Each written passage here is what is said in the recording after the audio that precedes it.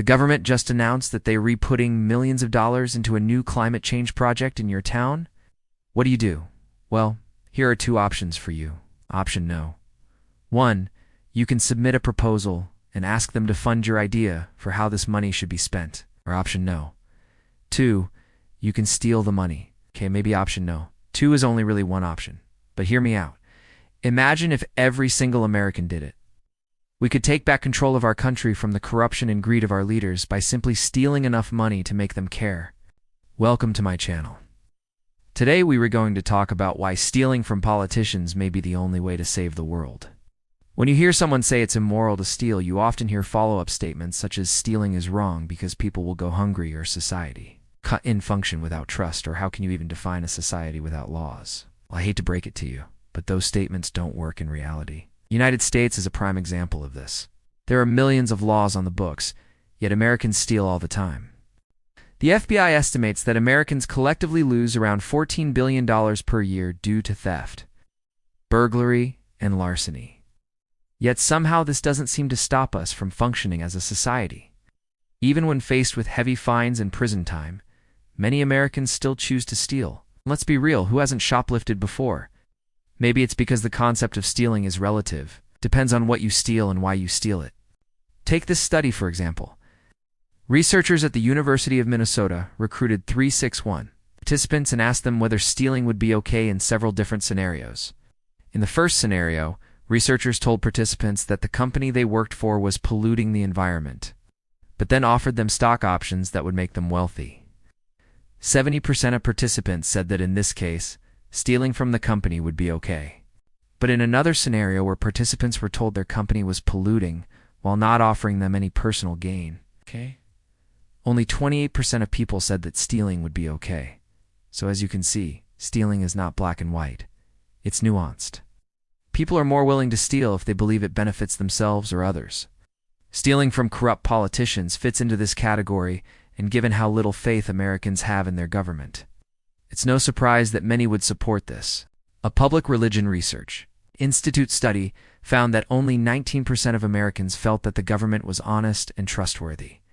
That means there's an 81% chance that if you asked an American whether stealing from a politician would be okay, they would say yes. But it's important to note that just because 81% of Americans might say yes, that doesn't mean they actually want people to steal from politicians. So now we need to prove that stealing from politicians is not only morally okay, but the best course of action. To do that, we need to understand the motivation behind why people want to steal from politicians in the first place. In most cases, people want to steal from politicians because they think it'll help solve a problem. For example, the government recently announced that they're re-putting millions of dollars into a new climate change project in your town. Ow, you do and like how the government spends money, and you believe that funding for this project should be reduced? You could try to fix this by voting, but you don't have much faith in the political process. And honestly, neither do I. So instead, you decide to steal the money yourself. While this may sound extreme, there is some truth to it. If you don't believe that the government is working for the benefit of its people, then it makes sense that you wouldn't trust them to spend taxpayer money effectively. Now, the problem with this line of thinking is that it assumes that the majority of politicians are bad. This isn't necessarily true. There are plenty of politicians that genuinely want to help people, but they're usually outweighed by the ones that don't. This creates a sort of game theory situation. In this case, the politicians that are looking out for their constituents are the equivalent of the prisoners in the famous prisoner's dilemma. Each politician has two options. Can either work for the good of their constituents, or they can look out for themselves. If they work for the good of their constituents, but the other politicians don't, then they'll get punished for being the suckers of the group. In this scenario, it would be better for each individual politician to look out for themselves, which is exactly what ends up happening. This incentivizes politicians to look out for themselves, and therefore makes it so that they're less likely to want to listen to you. Instead, they're more likely to listen to whoever has the most power. This is why stealing from politicians might be the only way to get their attention. You don't have a lot of faith in the political process, so you cut out the middleman and try to influence politicians directly. If you're trying to fix a small local problem, this could be through stealing money from a local project, or if you were trying to fix a nationwide problem. This could be through leaking documents to the public.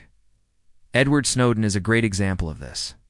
He leaked highly classified information about the government's mass surveillance program. This wasn't something that he had to do legally. He could have just stayed employed by the NSA and made a lot of money.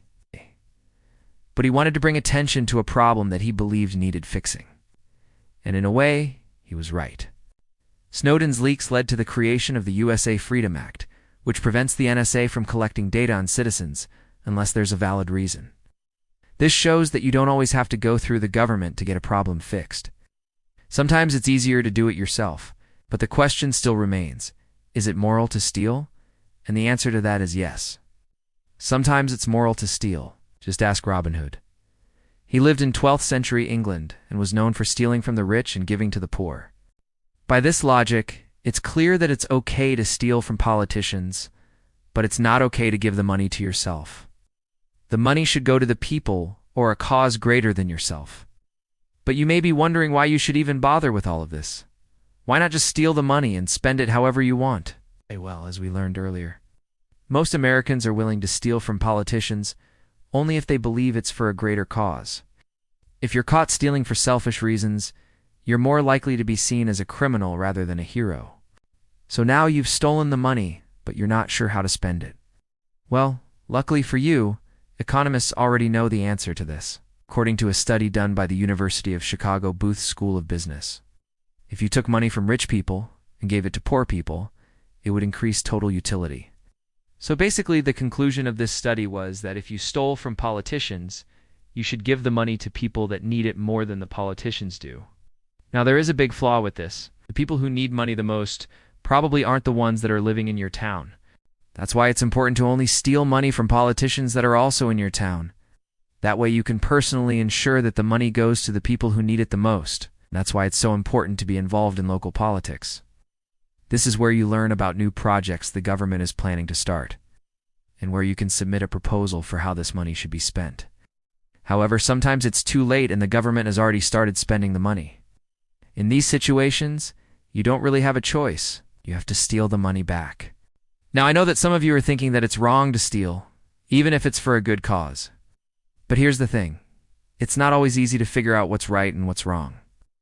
Sometimes the lines are blurry. Stealing from politicians is one of those gray area activities that can be justified in certain circumstances. We live in a world where most people aren't particularly happy with the direction things are going. Whether it's the economy, the environment, or foreign policy, there's always something that needs fixing. Politicians are supposed to be the ones that make these fixes, but they can't always be trusted to do it effectively. Stealing from politicians may be the only way to get their attention. As Robin Hood showed us, stealing isn't always a bad thing. Sometimes it's the only way to get the money from those who have it to those who need it. But as with everything in life, it's important to remember that stealing from politicians should be done for the right reasons. Make sure that you're doing it to fix a problem and not for selfish gain. Otherwise, you'll just end up looking like a common criminal. This has been my channel. Thanks for watching, and see you next time.